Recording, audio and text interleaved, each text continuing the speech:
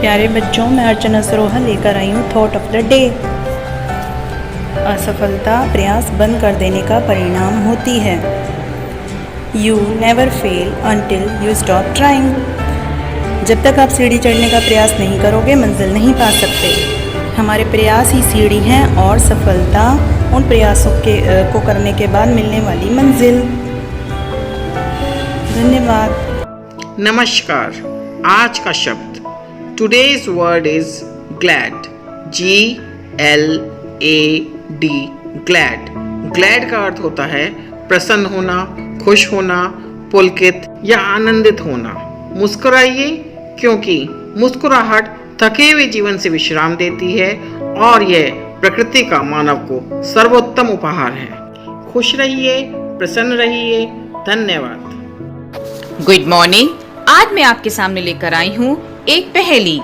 तो बताइए वो क्या है जिसमें कोई भी आसानी से फंस सकता है, लेकिन उससे निकल पाना बहुत मुश्किल होता है। सोचिए, किससे निकल पाना मुश्किल है? जल्दी सोचिए। Time out.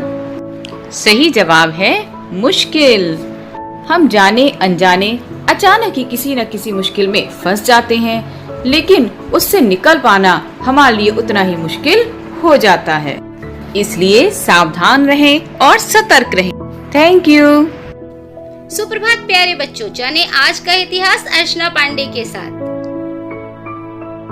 आज ही के दिन 1906 में प्रमुख स्वतंत्रता सेनानी चित्तरंजन दास और अन्य कांग्रेसी नेताओं द्वारा मिलकर वंदे मातरम समाचार पत्र का प्रकाशन किया गया। यह बात रोचक और भी इसलिए हो जाती है क्योंकि यह समाचार पत्र अंग्रेजी में था, लेकिन इस समाचार पत्र ने राष्ट्रीय आंदोलन में बड़ी भूमिका निभाई। आइए जाने सन 1945 में आज ही के दिन अमेरिका द्वारा जापान के हिरोशिमा शहर पर परमाणु बम गिराया गया था। उस परमाणु बम का नाम लिटिल बॉय रखा गया था। जान मान का बहुत ज्यादा नुकसान इस परमाणु बम के द्वारा हुआ था। आज की ये जानकारी आपको बहुत रोचक तथा ज्ञानवर्धक लगी होगी। धन्यवाद। सुप्रभात बच्चों, आज का स्पेशल है हिरोशिमा दिवस। अमेरिका ने 6 अगस्त 1945 के दिन जापान के हिरोशिमा नगर पर विमान B-29 द ग्रेट आर्टिस्ट द्वारा लिटिल बॉय नामक यूरेनियम बम गिराया था। इस बम के प्रभाव से 13 वर्ग किलोमीटर में तबाही मच गई थी। इसकी शक्ति 1250,000 TNT के बराबर थी। जब यह फटा तो तापमान अचानक 10 लाख डिग्री सेंटीग्रेड तक पहुंच गया। शहर के मध्य में 1 किलोमीटर 1 सेकंड के अंदर कंक्रीट इमारतों को छोड़कर धरती के ऊपर से हर चीज गायब हो चुकी। विस्फोट का असर इतना तेज था कि ग्राउंड जीरो से 15 किलोमीटर दूर हर इमारत के शीशे चकनाचूर हो गए थे। हिरोशिमा की 3.5 लाख की आबादी में से 1,40,000 लोग एक ही झटके में मारे गए। यह सब सैनिक नहीं थे। इनमें से अधिकांश साधारण नागरिक, बच्चे, बूढ़े तथा स्त्रियां थीं। इसके बाद भी अनेक वर्षों तक अनगिनत लोग विकिरण के प्रभाव से मरते रहे। हिरोशिमा शहर के 2/3 इमारतें 1 सेकंड में ही ध्वस्त हो गईं। कई किलोमीटर दूर तक आग की आंधी फैल गई थी। सुप्रभात, मैं प्रेम वर्मा आज भारत रत्न एवं भारत के पूर्व प्रधानमंत्री स्वर्गीय श्री अटल बिहारी वाजपेयी जी की यह कविता लेकर प्रस्तुत हूँ, जो हिरोशिमा की पीड़ा की याद दिलाती है। किसी रात को मेरी नींद अचानक उचट जाती है, किसी रात को मेरी नींद अचानक उचट जाती है।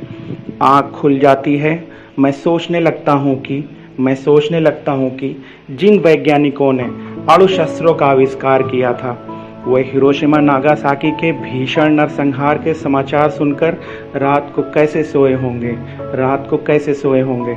क्या उन्हें एक क्षण के लिए सही ये अनुभूति नहीं हुई कि उनके हाथों जो हुआ अच्छा नहीं हुआ। यदि हुई तो उन्हें वक्त कटघरे में खड़ा नहीं करेगा, किंतु यदि नहीं हुई तो इतिहास उन्हें कभी माफ नहीं करेगा। धन्यवाद। Good morning everyone. आइए अब चलते हैं आज की प्रश्नोत्तरी की ओर। आज की प्रश्नोत्तरी का पहला प्रश्न है, सफेद हाथियों का देश कौन सा है? इसका उत्तर है थाईलैंड। सफेद हाथी हाथियों की एक दुर्लभ प्रजाति है, इसे एल्बिनो एलिफेंट भी कहते हैं। अगला प्रश्न है, कंगारू किस देश का राष्ट्रीय चिन्ह है? इसका उत्तर है ऑस्ट्रेलिया।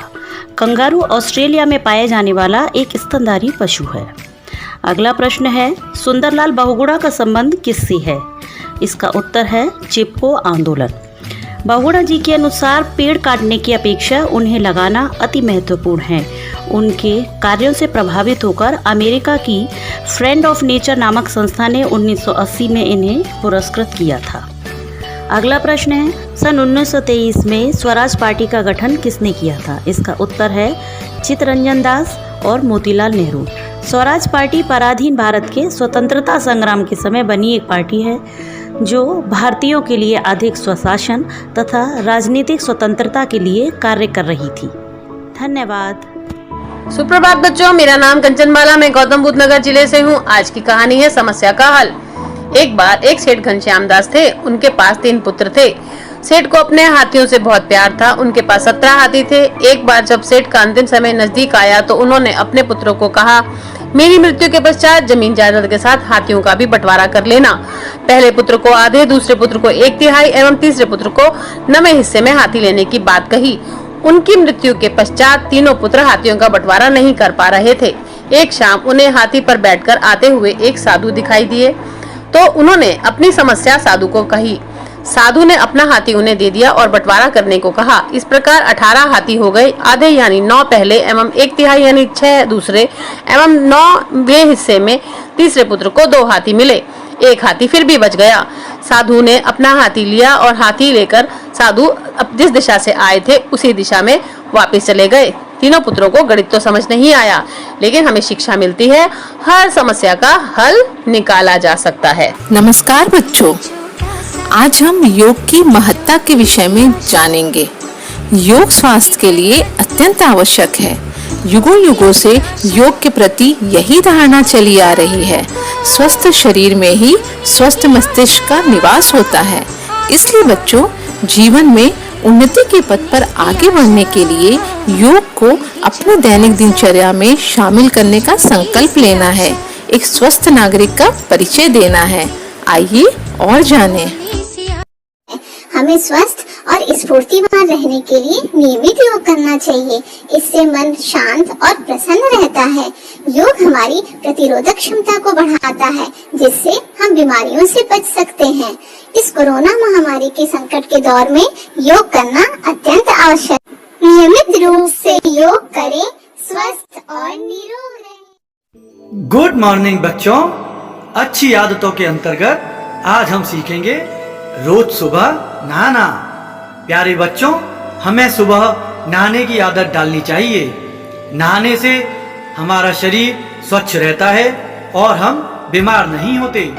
रोज नहाने से हम त्वचा संबंधी रोगों से बच जाते हैं। हमारे शरीर में पसीने की बदबू भी नहीं आती, वरना बच्चों आप जानते हैं पसीने की वजह से आपके आसपास वाले भी आपसे दूर भाग जाते हैं। तो बच्चों, हमें स्वस्थ रहने के लिए रोज नहाने की अच्छी आदत डालनी ही होगी।